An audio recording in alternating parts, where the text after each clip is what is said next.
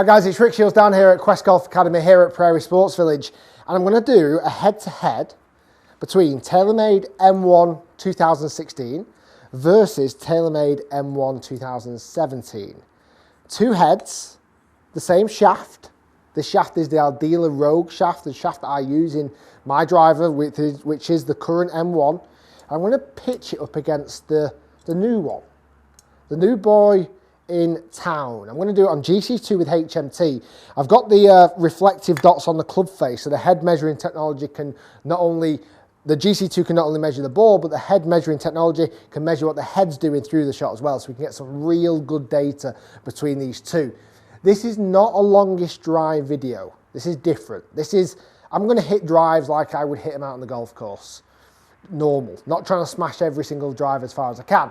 Now, when I first tested M1, when I was in the States last year, I was trying to absolutely smash it, and I'm not now. I'm just trying to play my normal golf shot. So let's put the two together.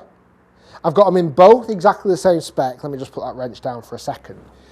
I've got them in 9.5 heads, and I've set them in neutral in the front weight, so not fade or draw, smack bang in the middle, and I've put the weight in the back as far to the back as I possibly can to give it the most forgiveness. That's where I traditionally use my M1, weight all the way back and weight fairly in the middle. So let's see how it compares. I'm going to hit 5 with one, swap over, 5 with the other, 5 with the other, so we've got 10. I'm going to go M1 2016 model first, and then we're going to move on to M1 2017 model. Stay tuned, I'll hit the shots, and then we'll have a look at the numbers at the end of the video.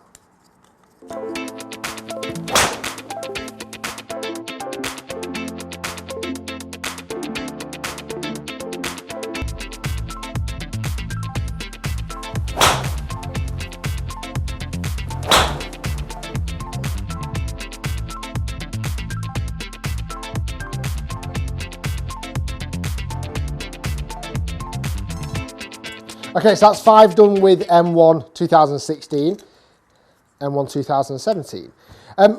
On initial inspection, when I took this out of the box when it arrived, I thought the head was identical. I didn't think from looking down it was absolutely identical, but it's not. It's very different looking.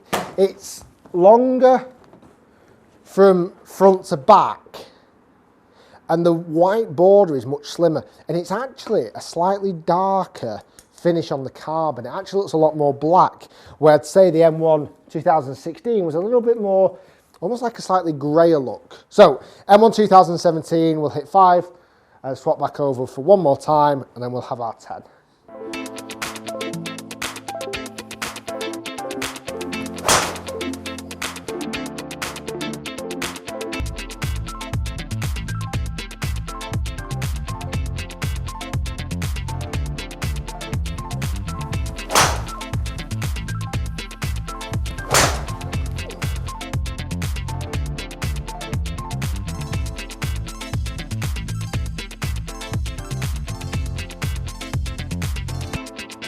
Right guys, that is all 10 done. I enjoyed that. That was good smacking there. Just a very quick summary. I felt like there was no difference on the feel of these two drivers. They felt very, very similar.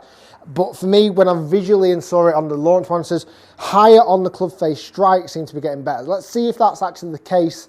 I don't know what's come out on top just yet. Let's have a look at some numbers and go into it in a bit more detail. Right guys, so the results are in. 10 shots each. I went 5, 5, 5, 5 with the same shaft in exactly the same specs. Let's have a look at some numbers. This is unbelievably interesting to see if there's much of a difference for these two drivers. We see on screen right now the M1 2016 versus the M1 2017. And let's go straight to the meat. Carry distance, 282. For both clubs. Identical carry distances, identical total distances, 304 yards. Spin 100 RPM more with the 2017 model, and that would only make sense because that track is longer, that weight can go slightly further back. Did it mean I hit that one any straighter? Let's have a look in a moment. Launch angle, almost identical. Ball speed slightly up with the M1, new one, 2017. You can see the ball flights up there at the top. The red line is the M1. The blue line is the M1 2017. If anything, there wasn't a great deal in the direction of the shots at all. At all. Did I hit any of them straight than the other? It's hard to measure. I was a little bit kind of slightly right, tailing off, slightly left, turning over a little bit much. It was hard to know which one I hit dead much straighter. From looking at those numbers, I don't think I hit either of them straighter than any other. It's quite incredible. So I've looked at some club data. Let's see if we can dive into any more information. Club head speed, the speed increased by 0.8 of a miles per hour with M1 2017, the new version. And apart from that, the numbers are pretty much identical. Strike location, you can see top right. Getting that strike above the equator line is key with this driver. It's where the 282 was the average carry distance. I would say the big one that I carried was like 295, but the shortest ones are around 273. That was all depending on the height of the strike. Higher on the face, the longer the carry, the less spin, it seems to go much further. Lower off the face, it still does pretty well. It's still at like 270 carry distance. It doesn't drop ridiculous amounts off. For me, if I hit right in the middle where that line is, the middle of the club face, I'll hit 282. If I go above that line, I'll get it into the 290s. If I go below that line, I may slip into the 270s carry distances. But look at that. It's so, like, they're the same. They're absolutely the same.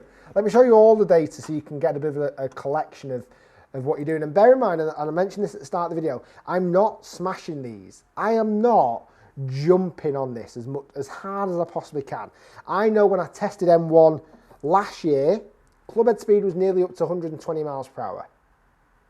The way I played golf back then is different to the way I play golf now. I was really trying to smash M1 back then. I will do a fun video where I just do longest drive between these two, just for fun. Not yet, but I will do. But this is more of just on every shot, what is different. We see the numbers there up on screen. M1 are the top 10, you can have a look at those. M1 2017 in the bottom 10. You can see how high or low the dispersion were. I think the longest M1 2016 was 296 carry. The longest one, new model, was 292. The shortest shot for old model was 270 carry. The shortest shot for the new model was 272. You could argue M1 new one's a little bit more consistent, but that is an argument that I would not like to get into the fight of. It's very interesting to see those numbers between the two. I don't think they've changed it massively. They've kept with the same look there. They've made that track slightly longer to give a bit more movability within that adjustability. Apart from that, there's not a lot in it at all. I'm really surprised. I thought there was going to be a little bit more, certainly with that carbon bottom on it. I thought that was going to give us a little bit more, maybe speed or lightness, whatever it may be. For me, all it's given us is a little bit more forgiveness because I can move that weight further back. Will I stick it in play or not? I'm not sure. I'm not sure yet. Guys, thanks for watching. Hopefully you've enjoyed the video. If you have, click thumbs up. Comment below, what do you think of the new range? Are you surprised about the numbers? I hit them lovely, by the way. Don't get me wrong. They are great golf shots. I love both of these drivers. I love them. But it's how they stack up against each other. That's what I'm looking at. Guys, thanks for watching.